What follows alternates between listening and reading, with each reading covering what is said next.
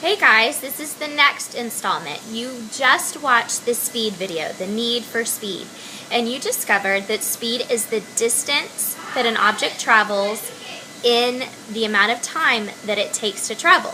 Well, this video is going to take it one step further. Speed, velocity, and acceleration. So how do forces change an object's motion? Let's take a look at some things. So we've got three words: speed, velocity, and acceleration. And all three of these are characteristics of an object's motion.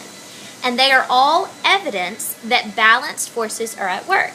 You guys have learned that balanced forces do not change an object's motion, but unbalanced forces do change an object's motion. And speed, velocity, and acceleration are how that motion gets changed. It describes their characteristics. So let's review.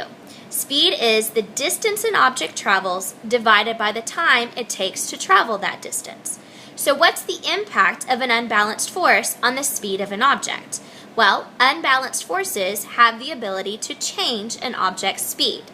We're walking down the hallway, and all of a sudden someone comes up behind you and pushes you. You know that you're going to fall forward and you're going to change your speed. That was an unbalanced force. Okay, you think about a football game and you think about the fact that you're running and all of a sudden somebody with the ball and somebody steps in front of you and maybe stops you cold turkey. That's an example of an unbalanced force. It's going to change your speed. Okay, you're going to immediately slow down. Well, speed is not the only way that we can describe an object's motion. We can also describe an object's motion based on its direction. And that's where we get the word velocity. Velocity is the speed of an object in a particular direction. So this is just adding one little piece to it. If I say 40 miles an hour, then that's simply the speed, the distance that an object is traveling in the amount of time, 40 miles in an hour. But if I add a particular direction to that, west, north, to the right, south, then I'm simply giving a direction which gives me the velocity. It describes the object's motion even further. Now, two objects can have the same speed but different velocities, and I've given you an example here. A car traveling on I-20 going 40 miles an hour west and a car traveling 40 miles an hour east on I-20, they have the same speed, 40 miles in 1 hour, but have different velocities because one car is traveling west and the other car is traveling east. Down at the bottom, you'll see that I have a picture of two airplanes.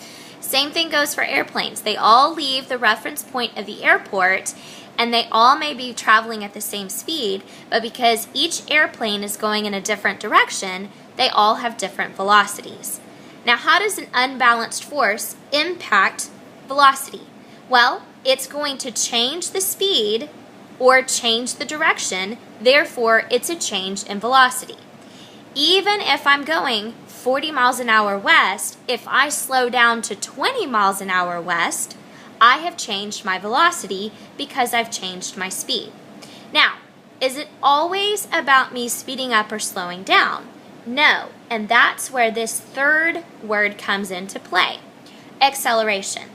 When an object speeds up, gets faster, slows down, or changes direction, that's acceleration. A lot of times we think of it as speeding up only, but acceleration, by our definition in science, if the object speeds up, slows down, or changes direction.